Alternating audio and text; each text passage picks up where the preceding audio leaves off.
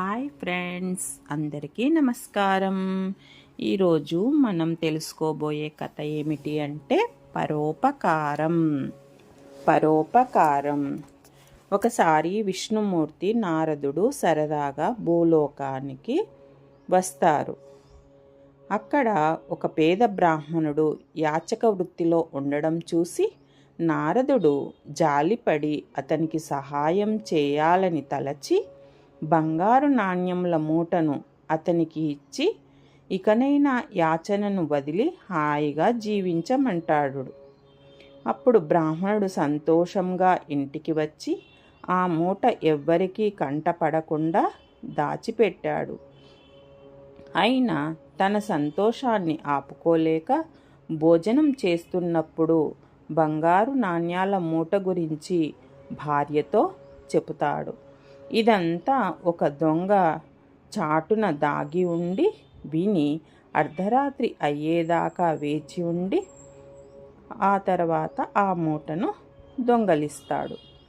తెల్లవారాక నిద్ర లేచాక ఆ మూట కనిపించకపోయేసరికి హతాశుడై ఆ బ్రాహ్మణుడు తన కర్మ ఇంతేనని బాధపడి మరలా యాచనకు దిగుతాడు. నారదుడు ఇది చూసి, ఇదేమిటి, నిన్ననే కదా బంగారు నాణ్యాలు ఇచ్చాను, ఈరోజు మరలా భిక్షమెత్తుకుంటున్నావు అని అంటే అప్పుడు తన ఇంట జరిగిన దొంగతనం గురించి చెప్తాడు. అయ్యో అని జాలిపడి నారదుడు అతనికి మరలా ఒక ఆణిముత్యమునిచ్చి, దీని విలువ అపారము, దీనిని అమ్ముకుంటే నీ తరతరాలు కూర్చొని తినడానికి సరిపోతుంది, జాగ్రత్త అంటాడు. దానిని ఇంటికి తీసుకువచ్చి మూలన ఉన్న ఒక పాత కుండలో భద్రపరిచి విషయం నోరు దాటితే ఏమి జరుగుతుందో ఏమో అని గోడకు కూడా చెవులున్నాయని తనలోనే దాచుకొని భార్యకు కూడా చెప్పడు. మరుసటి రోజు ఆ భార్య ఎప్పటిలాగా కడవ తీసుకొని నదిలో నీళ్లు తీసుకురావడానికి వెళ్ళి అక్కడ రాయి తగిలి కడవ పగిలిపోగా మరలా ఇంటికి వచ్చి మూలన ఉన్న పాతకుండను తీసుకొని వెళ్ళి నదిలో ముంచేసరికి కుండలో ఉన్న ముత్యం కాస్త నీటి పాలవుతుంది. నిద్ర లేచిన బ్రాహ్మణుడు మూలన ఉన్న పాతకుండ కనపడపోయేసరికి కంగారు పడుతూ ఇల్లంతా వెతుకుతుంటే ఇంతలో భార్య వచ్చేసరికి, రోజు తీసుకువెళ్ళే కడవ ఏమైంది, దీన్ని ఎందుకు తీసుకుపోయావు అంటూ నిలదీశాడు. అది పగిలిపోయింది, అందుకనే ఈ పాతకుండతో నీళ్లు తెచ్చాను అని చెప్తుంది. అయ్యో భగవంతుడా అని తన దురదృష్టానికి మరలా బాధపడి మరలా యాచనకు వెళ్తాడు. తిరిగి భిక్షమెత్తుకుంటున్న అతనిని చూసి నారదుడు ఆశ్చర్యంతో విష్ణుమూర్తి దగ్గరికి, ఇదేంది స్వామి ఇలా జరుగుతుంది అని వాపోతాడు.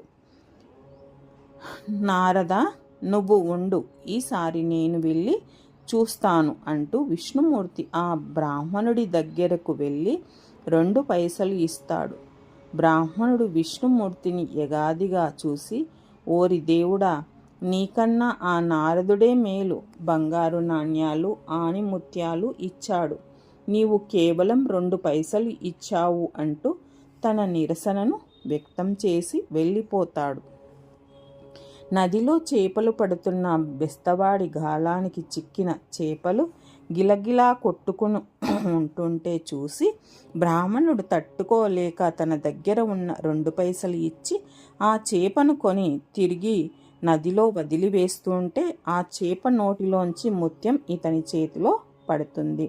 అది చూసి సంతోషం పట్టలేక దొరికింది అని అరిచేసరికి ఆ చుట్టుప్రక్కలే ఉన్న దొంగ ఆ అరుపులు విని తానే దొంగతనం చేసినట్టు ఇతనికి తెలిసిపోయినట్టుంది అని భయపడి పరిగెత్తుకు వచ్చి బ్రాహ్మణుడి కాళ్ళు పట్టుకొని, అయ్యా, నన్ను క్షమించు, నా బుద్ధి కడ్డి తిని నేనే మీ ఇంట దొంగతనం చేశాను, నన్ను రక్షక భటులకు పట్టింపవద్దు అంటూ బంగారు నాణ్యాల మూటను అతని చేతిలో పెట్టి భయంతో పారిపోయాడు.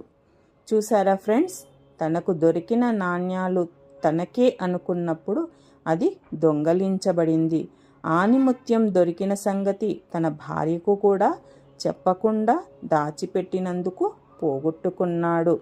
అదే 2 పైసలు వచ్చినప్పుడు ఒక చేప ప్రాణం కాపాడుతాడు. ఎప్పుడైతే పరులకు ఉపకారం చేశాడో, అంటే పరోపకారం చేశాడో, ఒక జీవిని రక్షించాడో, అంతకుముందే పోగొట్టుకున్నవన్నీ తిరిగి పొందుతాడు.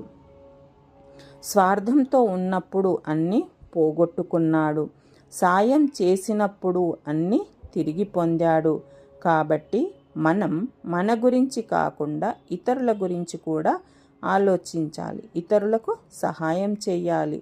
వీలైనంత వరకు ఇతరులను హింసించకుండా సాయం చేస్తూ ఉంటే ఆ సాయం మనలను రక్షిస్తుంది.